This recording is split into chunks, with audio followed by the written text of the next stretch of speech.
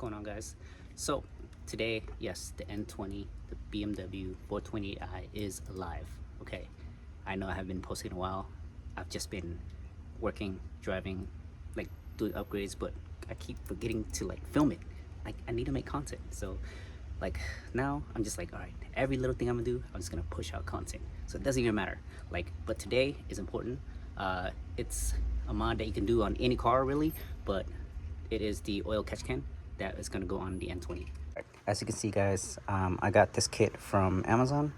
It is a basic kit, although there are more pricier oil catch cans out there, but it will serve its purpose. Like I said, I'm not doing this for a track focus build. It's going to be my daily. So basically, this is the catch can itself. All right, so there's a in valve and an out valve, or let's say port.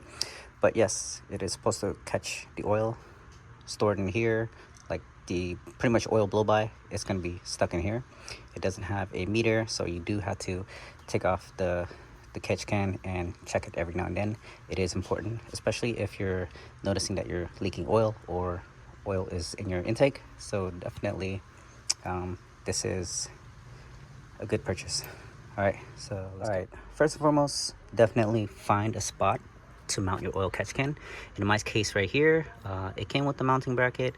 I kind of bent it a little bit on purpose and drilled this hole bigger because I am going to mount it here on my strut brace, my upper strut brace. So that way it'll be secure and it's just going to be in that area, and then I'll start to move out the components for my intake right there. Yeah, that's the last thing you want to do is remove everything and then not know where to mount it, you know. That'll be a headache. As you can see, is mounted right here already. So yeah, it's not going anywhere. If I need to remove it, which is cool because I could just unscrew this bracket with Allen keys and then it'll come right off. But easy access right there. Okay, all right. Let me show you which the in port is versus the out port. All right, let me just unscrew this right here. All right, as you can see, there's nothing in there. There is an O-ring right here. Be sure to have that so oil don't leak. And then one thing I want to point out to you guys, so as you can see, this thing just hanging out, so I just took it off just to explain to you guys. See, it's just an empty canister. All right, but anyways, this baffling right here, this is your inlet. Okay, so this is your inlet, which goes from your engine crankcase. All right, and then this is your out. So basically it's gonna like basically suck in clean air and it will go to your intake. So that way there's no, this is like a filter pretty much. So yeah, the thing about these Amazon one, there is no directional, so it doesn't tell you if it's like inlet, outlet, you know. So you kind of have to figure it out, look at the pictures carefully and basically go for there. If I am wrong, please correct me. I am open for discussion. All right, so let's get to removing the intake box right here. I'm sure there's plenty of videos on how to take it out. I'm not going to bore you with that. So with the magic of video editing. All right, so now that we got the intake box moved out the way, I just scooched it over there. I had to remove the hose basically and the MAF sensor, obviously. And then here is the bottom portion of the box right there. Okay, we're going to want all this space. So I just set this here for now. Those are the hoses that I need. So, important part, we need to unclip this, and we're basically gonna extend these holes here. Extend these holes. Yeah, well, you get the idea. So this goes to here, and then this bottom piece right here is gonna be replaced with this. There's this little valve here, or like this adapter, and it's gonna go through there.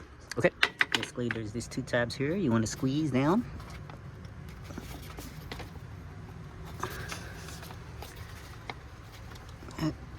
It works better if you do it with two hands, you know. Give me a sec. There you have it. And look at all these oil. This is what we're preventing from, you know, having a blow by. So this, if it keeps on blow bying, it will get trapped in your intercooler, in your intake, your other air hoses, and you do not want that. So, see, nasty. This adapter is gonna go over that, and the plastic clamp here is going to hold it in place. So you don't have to remove that unless you want to, but some people I have seen remove it, but for simplicity sake, I am just gonna pop it in there. And then as you can see, this here is gonna go loop around here. There you go. And then it should be simple. And then as you can see, there's no kinks or anything. You don't want any kinks or like any hard bends, because otherwise it's gonna disrupt flow, you know. Smoother the better, I guess. But yeah, there you go. And then we're gonna put that and figure out if I need to chop any of the hose. All right, so there you have it. I have all the hoses connected. Don't mind the zip tie. The hose clamp that they provided did not fit this one, unfortunately. It is a slightly different diameter, so this is just temporary. I'm gonna head off to AutoZone and pick up a clamp real quick, but I just want to finish up this video before it gets dark. Yeah, so and then I got that clip on. I had to basically shave off the plastic a little bit so that way the clip can clip over, and then I just secured it with some sealant tape right now. Don't do this, really, don't do this. I'm gonna find a way to kind of replace this, or I don't know. That clip broke because I was trying to force it in. Take your time. Lesson learned from me, right? But anyways, clamp right there. So as you can see, it's routed all together.